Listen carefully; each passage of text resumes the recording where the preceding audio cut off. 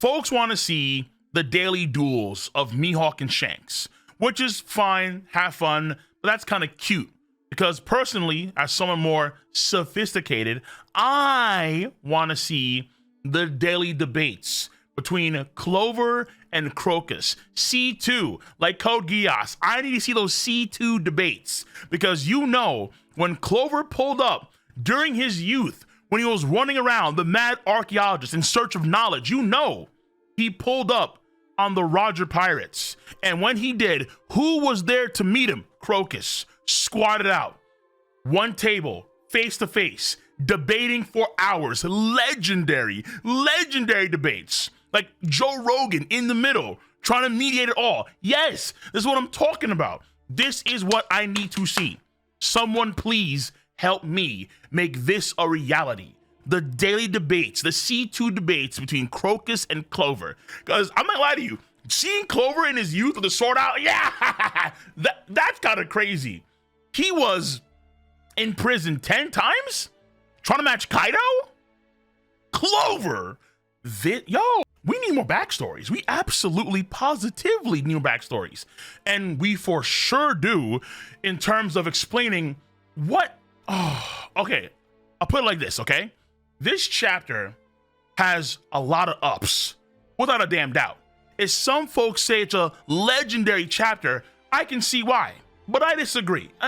Look, no matter which series it was, when I see issues, I see issues. And this chapter, I absolutely have issues with this chapter off the rip. If you want to see my initial live reaction to the chapter, you can go where? To my Cole Requiem channel, link in the box below, to the live stream, and on my Twitch channel for that whole reaction and the post-stream discussion with the tier 3 cats afterwards. All on my Twitch channel. So, what is legendary? Of course, seeing Dragon in the past, 22 some odd years ago, apparently going to Ohara, actually being the leader of this freedom fighter clique. And you have to wonder, okay, hold on, Dragon, a few years from this moment in time, you meet someone and you kind of, hook up, you do your natural human proclivities, and Monkey Jesus is born. What? Who? How? Why? Dragon? What's going on? And it appears that this Ohara moment is like the most pivotal moment for Dragon to actually build the revolutionary army. So that is a big deal. But what's also big is Vegapunk's cranium. Yo, huge. Someone noted too, I've been saying this since 2016, and I believe him because it's been I've been here for a long time. Elongated head I don't care. And I will do a dedicated video on this clan because now Vegapunk's here, okay, I'm done. I'm set. So many of these dudes with long heads are mega sus. Like, actually, wait, hold on, timeout. Forget human. You're not of this world, period. There's someone like Strawberry. Vice Admiral Strawberry is a weird dude. Fukurokuju is a weird dude.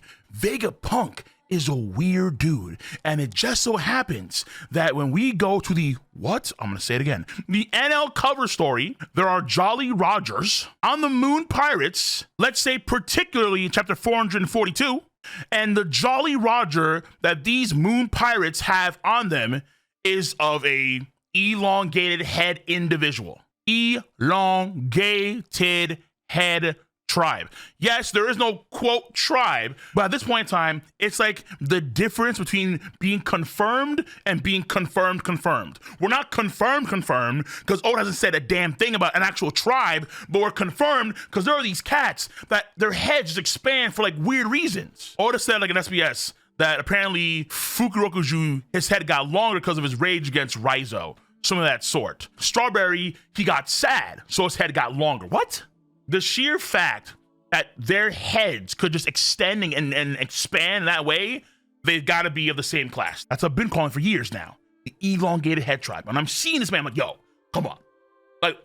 My theory is just I'm so close. Please. Oda, please, just don't shock jock me. Just say it. But that being said, though, the man is also impressive in his own unique ways, too. Like his Widow's Peak. Forget about inches. It's like feet town. So Vegeta has nothing on Vegapunk in his Widow's Peak, number one. Number two, this man's tongue. Hey, yo, wow. It is well equipped for self-care. Of course, his legs are ill-equipped, extraordinarily ill-equipped. Like, oh no, what are you doing? This man's legs are disgusting. Elizabella was bad, but he's probably worse. Yo, these legs, man. Like, why does no one go to the gym for leg day? I don't understand. The best legs, I think, today for One Piece are, I think, still Oden. Oden has some thick thighs, man. Like, yo, good on him. Like, that's a thumbs up. But, man, it is sad. These legs are just looking pathetic. How are you up? How are you bipedal? The No Leg Clan. These guys exist too, allegedly. So, obviously, Vegapunk, Dragon, big stuff. Wow, mind-blowing. Of course, they're on the chapter. You have the stuff with Vegapunk himself. We have Luffy. Apparently, he like bent space and time, and his head was like shaved off. So like his brain bits, I'm assuming, made or somehow are the reason why you have other Vegapunks 1 through 6. That's my assumption here. Hold on. This guy talked about bending space and time. What are these side projects? This is scary stuff, man. Come on. I have done videos on this. Tech being busted. Do I need to do part 2? Tech is absolutely busted in the world of One Piece. He's literally talking about bending space and time. He made some sort of like ripples, like gravity ripples, and then he appears in like the middle of this robot. What? Where? How? Why? Shenanigans. Just shenanigans. And he was warping like it was Stargate, Atlantis. He was warping so many. I can't. However, even though the great things are truly like, wow, I got problems because I am not a fan at all of Saul being brought back. I get the reasonings as to how he's back. It was the Ice Time Capsule, not Ice Age or Ice Time. Therefore, Algae actually planned to not kill Saul. Or let's even better, he did plan on killing Saul, but the Ice Time Capsule wasn't potent enough to actually kill Saul. So Saul survived because of his giant physique, which I think would actually be better if that was the case. But ultimately speaking, it's better only relative to the other option as to why Saul is alive. The fact of the matter is that Saul is alive, and that, for me, sucks. That really, really sucks. Why does it suck? Because, as I explained in my reaction, it'd be akin to, let's say, like Zeph losing his right leg in the Sanji flashback because of, let's say, a shipping accident, not him actually eating his own leg to survive on that island. Or let's say during the Frankie flashback, it wasn't Frankie's own personal built ships that Cypher Pole infiltrated and used those ships to destroy the town. No. It was like some random ships. A large portion of one of the most significant flashbacks in One Piece history, the Robin flashback, in my mind now is like forever ruined because I know that Saul is alive. And again, I can justify why that's the case, but just because you can justify it doesn't mean that it's a good move. Robin's backstory is one of the most impactful backstories in the story. Knowing that she would never hear a knowing that she would never hear that again is one of the most heart-wrenching moments in One Piece. Major Boy almost damn cried. I'm actually crying at that point in time. That's dead because I know that Saul's alive now. So that moment's impact is not forever gone. I really, really, really think that Oda made a bad move. All you had to do was just make it someone acquainted with Saul. And that would be a better decision than actually making it Saul themselves. Like, we have no idea if there's, at this point in time, if there's other folks that are part of the Jaguar or the Jaguar D family. I think it's Saul's family. So if there was somebody else that was, let's say, related to Saul that had the same last name, the Jaguar or the Jaguar D family, that would actually be very interesting, and it would still have a strong impact with Robin, and it wouldn't mitigate the Robin flashback. But no, Saul's alive. And what's also really, really, really strange is how these books are not burned. In this very same chapter, we find out that Clover was literally sailing across the world trying to find out knowledge. And in his quest to gain the knowledge of having a library in his garage with his Lamborghini, this dude was incarcerated 10 times trying to compete with Kaido. And now here you have a mound of books in the middle of the lake with some of the most pivotal historical information that the world government is actively trying to snuff out. And the Marines see this. It would only make logical sense for them to relay said information to the world government, and then, oh my God, the books are still there, burn them. We gotta do a good old-fashioned book burning. But even after months, the books were still there in the water. What on earth is that? That doesn't make much sense, if any at all.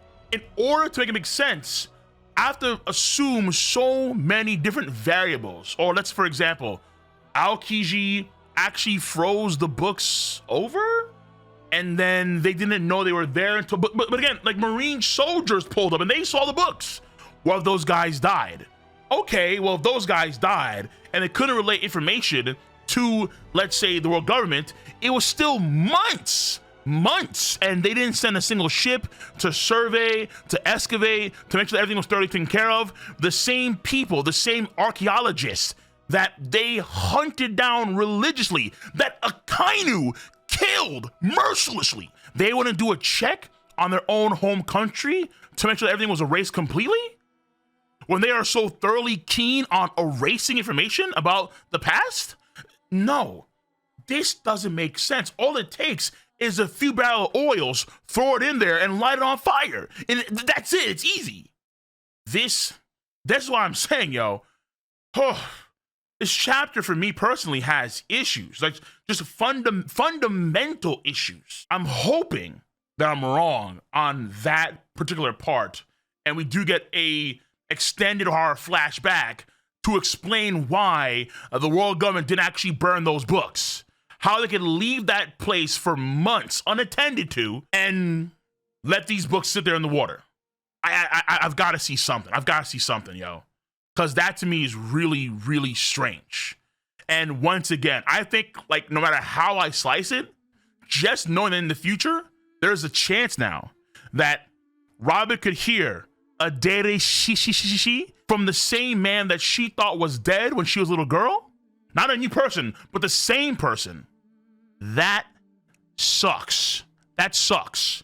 Because again, it removes so much of the impact, so much of what made, not everything, of course, because of course her mother still died, Clover still died, and everyone else still died there, fair enough, fine. But a lot of that is also built on Saul's actions and Saul's, quote, sacrifice. What sacrifice? That's Cap. So yeah, I have mixed feelings on this chapter. I absolutely, positively do.